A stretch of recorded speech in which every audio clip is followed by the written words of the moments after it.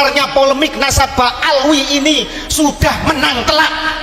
Tidak ada satupun narasi dari mereka kecuali penyesatan dan framing jahat yang mereka lakukan. Betul? Tidak ada bantahan ilmiah apapun yang bisa mereka lakukan. Tidak ada bukti kitab sejaman yang bisa mereka hadirkan hingga detik ini untuk membuktikan bahwa keabsahan nasab mereka adalah benar adanya. Mereka juga takut dengan segala alasan untuk melakukan tes DNA sebagai sebuah kajian yang diakui oleh seluruh dunia. Bahkan Muktamar Nahdlatul Ulama ketika di Boyolali bisa memberikan fatwa bahwa tes DNA bisa membatalkan ilhaq nasab. Tetapi anehnya justru ada dari oknum PBNU yang justru memframing bahwa tes DNA adalah tidak presisi dan lain sebagainya. Walaupun mental budak itu jangan keterlaluan. Ingat muasis kita, ingat Mbah Hasyim Asy'ari, ingat Syekh Nawawi Al-Bantani, ingat Syekhona Khalil Bangkalan, ingat penghulu datuk kita Wali Songo yang telah dengan seluruh jiwa raga, darah, harta, nyawa, keringatnya digunakan untuk membangun peradaban Islam di Nusantara. Saudara-saudara sekalian, Mbak Alwi juga tidak bisa menghadirkan bukti isbat nasab dari negara leluhurnya. Hingga detik ini hanya berkelit dan berkelit saja. Mana kalau benar keturunan dari keturunan keluarga zuriyah Nabi dari Yaman, hadirkan isbat nasab dari Yaman. Kalau benar bahwa Sayyid Ahmad bin Isa hijrah dari Irak ke Yaman, hadirkan isbat nasab dari Irak. Jangan ngaku cucu Nabi distempel di Jakarta. Emangnya Nabi orang Jakarta? Emangnya leluhur Nabi awal-awalnya tersebar di Jakarta? Mikir para muhibbin, Anda sedang diperbudak. Sadarlah Anda. Kalau tidak, nanti seluruh generasi cucu Anda akan menjadi budak selamanya dari orang palsu yang ingin menjajah dan membelokkan sejarah leluhur kita di Nusantara. Seluruh rakyat harus membuka matanya. Banyak ratusan makam-makam yang telah diakui oleh orang-orang Yaman, terutama habaib Alwi. Ini kejahatan yang sangat brutal di Nusantara, saudara-saudara sekalian. Bagaimana keluarga Hamengkubuwono diaku sebagai bin Yahya? KRT Sumodiningrat jelas makamnya telah dirubah menjadi bin Yahya. Kemarin di Nitian, Alap-alap Mataram, kemudian keluarga kita dari keluarga Hamengkubuwono, dari para aktivis pecinta budaya PSN di Yogyakarta, Laskar Mataram, menertibkan makam putra dari Panembahan Senopati di Nitian Jogja menjadi Al-Idrus. Ini bukan Al-Idrus, ini Gedabrus ini namanya. Kita berhak marah. Tidak ada kompromi bagi para penyamun, para rampok yang ingin mengacak-acak rumah kita. Setuju? Kita punya rumah sudah damai, sudah baik, makmur. Datang orang pendatang, kemudian duduk, kata orang Jawa, medingkrang, tidak sopan. Kemudian foto dari kakek kita diganti namanya. Kemudian mohon maaf, ada yang istrinya direbut, ada yang anaknya direbut dengan klaim palsu bahwa mereka cucu Nabi. Tidak ada kompromi. Hajar! Revolusi harus segera bangkit. Kalau tidak, mau kita dijajah keturunan kita. Kapan lagi? Sekarang saatnya, saudara-saudara. Ini kemarahan dari kami, warga Keraton, warga dari Trah Mataram, dari Trah Banten, Trah Madura. Banyak di Madura makamnya dibelokkan juga. Di Bali, Wali Pitu diklaim menjadi Pak Alwi. Al-Qadri diklaim menjadi Pak Alwi. Ada Kesultanan Mempawah, putra raja tidak punya rumah, kontrak-kontrak. Ini miris.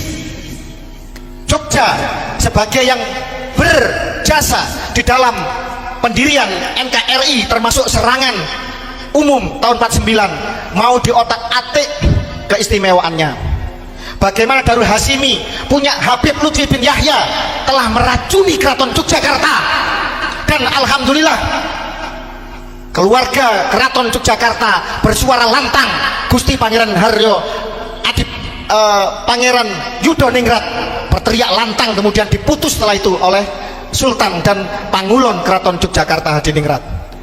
Semoga seluruh keraton Nusantara sadar bahwa leluhurnya sedang ingin diperkosa, sejarahnya ingin dibelokkan. Dan saya sebagai warga Brangwetan, bagian dari Keraton Surakarta Hadiningrat, walaupun saya Trah Jogja, tetapi karena saya tinggal di wilayah Keraton Surakarta Hadiningrat, dan Mama Gufron adalah kasepuhan, adalah pembina di dalam Hondrowino Nusantara Kusumo Hondrowino, organisasi resmi dari Keraton Surakarta. Saya tidak rela kalau kemudian beliau sampai dihina, dicaci maki, dituduh sesat oleh orang-orang yang dangkal, oleh orang-orang yang belah bambu, oleh orang-orang yang tidak jelas perjuangannya untuk Nusantara ini. MUI jangan memandang sebelah mata. MUI jangan hanya tanggap ketika Ajinomoto dianggap haram, kemudian setelah itu audiensi kemudian menjadi halal. MUI jangan menutup mata dengan banyaknya pembelokan sejarah, makam-makam yang telah dibelokkan menjadi orang Yaman yang sebenarnya baru datang, pupuk bawang di Nusantara, mau mengajak-ajak Islam di Nusantara. MUI jangan diam saja ketika di dalam kitab manakib mereka yang resmi, datuk mereka mengklaim mi'raj 70 kali dalam semalam. Ini menodai, ini jelas-jelas melecehkan, merendahkan Nabi besar kita Muhammad SAW. MUI jangan diam saja ketika mereka membuat cerita-cerita halu, membelokkan kisah para wali-wali. Keluarga Wali Songo dibelokkan menjadi Yamani, padahal isbat nasab kita, tes DNA kita jelas tidak ada urusannya dengan Yaman. Rukun iman ada 7, tidak perlu haji, cukup ketarim. Ini lucu Nusantara penuh dengan kejayaan, masa dibandingkan dengan sebuah kota yang gersang, yang tidak ada jejak peradaban sejarahnya dalam dunia Islam. Mohon maaf, banyak literatur mengatakan bahwa Hadramut dan Tarim yang mereka bangga-banggakan bukan bagian dari Yaman di masa Nabi. Yang dimaksud Yaman adalah Yaman Utara di masa Nabi, sebagaimana ketika Quran menyebut Rum itu adalah Romawi Timur, Bizantium yang beribu kota di Konstantinopel, bukan Romawi Barat yang telah runtuh 1 abad sebelum Nabi dilahirkan yang beribu kota di Roma. Sekarang karena penjajahan, karena pembelok, karena faktor geopolitik, kemudian akhirnya Hadramut dan sekitarnya menjadi Yaman Selatan.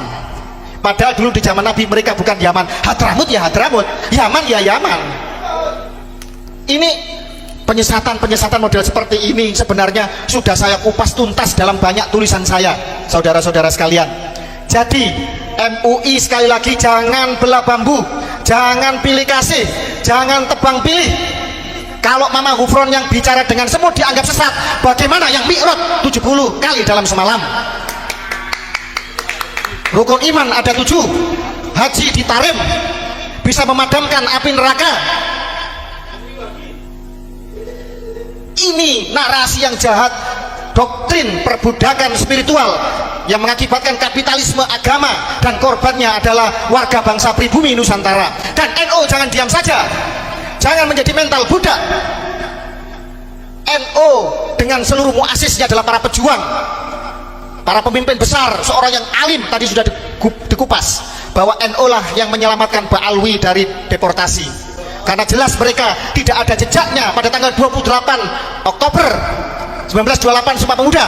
Tidak ada jejak mereka di dalam 10 November 1945 Hari Pahlawan, di dalam Hari Santri Resolusi Jihad juga tidak ada, di dalam PPKI Persiapan Kemerdekaan Indonesia tidak ada, di dalam revolusi menghadapi penjajah Belanda, agresi militer pertama kedua juga tidak ada. Tiba-tiba sekarang merah putih dari mereka, hari kemerdekaan dari mereka, lagu kebangsaan dari mereka, kadzabul akbar, saudara-saudara sekalian.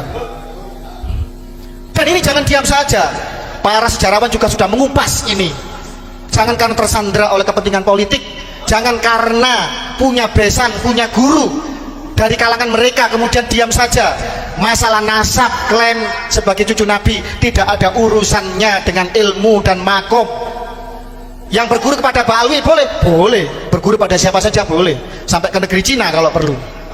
Tetapi urusan kesucian nasab Nabi tidak ada kompromi, tidak ada kata seinci pun kita mundur, dan harus mau dibelokkan dengan frame sesat, dengan pembelokan yang tidak jelas. Kitab nasab zaman tidak ada, som.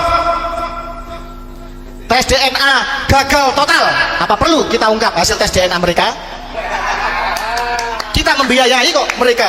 Banyak Pak Alwi baik yang sebenarnya sadar, yang sebenarnya ingin integrasi menjadi bagian integral tak terpisahkan dari kebinekaan kita. Mereka juga resah dengan kejahatan dari klan mereka yang menjual agama, yang masih mengkapitalisasi agama. Apa perlu kita buka hasil tes DNA mereka?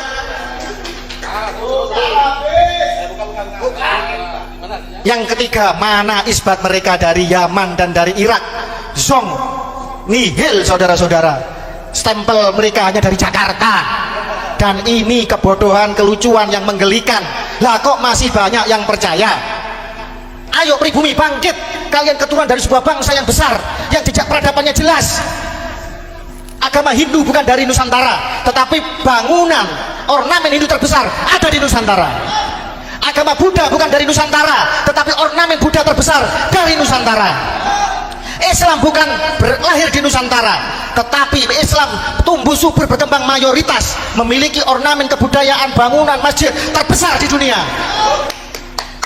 Piramid yang patahnya bangunan paling tua, paling megah, paling mengagumkan di Nusantara ada piramid Gunung Padang yang usianya menurut ilmu arkeologi 3 kali lebih tua dari piramid di Mesir, di Gunung Padang.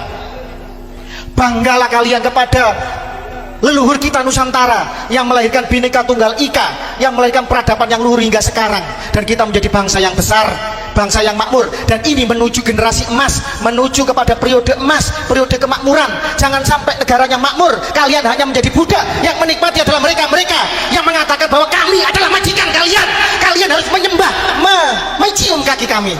Itu sudah terjadi. Di mana harga diri kalian? Inlander, Honden Eli Inlander, Verboden, luar biasa itu. Sampai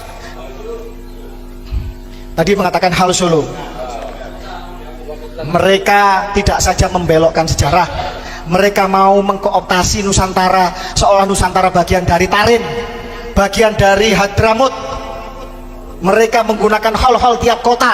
Seorang Habib di Solo menjadi Haul Solo, di Gresik Haul Gresik, di Gresik itu ada Sunan Gresik Syekh Sayyid Maulana Malik Ibrahim. Kok berani-beraninya mereka mengklaim Haul Gresik? Di Solo itu ada Ki Ageng Genis, ada Ki Ageng Selo, keturunan dari Wali Songo, ada PB10 yang sangat berjasa kepada Nusantara, Mamin Haj, banyak di Solo wali-wali besar kemudian menjadi Haul Solo. Mohon maaf, di Pasuruan ada masjid sepuh peninggalan dari Adipati Nitya Diningrat pertama bin Pakubuwono kedua. Adipati Pasuruan telah menjadi Masjid Asgaf. Di Solo ada masjid sepuh PB10 menjadi Masjid Asgaf. Ini nanti kalau ketua dewan, wakil ketua dewan, bupati, wali kota, legislatif kita hingga presiden dikuasai oleh mereka. Tinggal merubah ideologi bangsa, tinggal mengadakan referendum, mengadakan pemungutan suara. Panglima TNI, Kapolri semua dikuasai oleh mereka. Jadi apa? Jadi apa kita ini? Ayo, mari kita terbuka mata kita. Jangan sampai kemudian setelah ini terlambat, baru kita menyesal kemudian, dan anak cucu kita terusir dari tanah leluhurnya sendiri, seperti apa yang dilakukan oleh Yahudi Askenazi yang DNA-nya sama dengan Pak Alwi di Palestina sana. Insya Allah tidak akan lama lagi negara akan hadir. Insya Allah apa yang dikatakan oleh Profesor Mahfud MD, polemik ini nanti akan diselesaikan secara hukum. Insya Allah apa yang telah kita narasikan sudah sampai kepada Presiden Jokowi, sudah sampai kepada Presiden yang akan datang Prabowo Subianto, sudah menjadi perbincangan di kalangan para pejabat elit negara. Mereka masih mencintai NKRI, mereka masih menjadi garda setia dari Pancasila.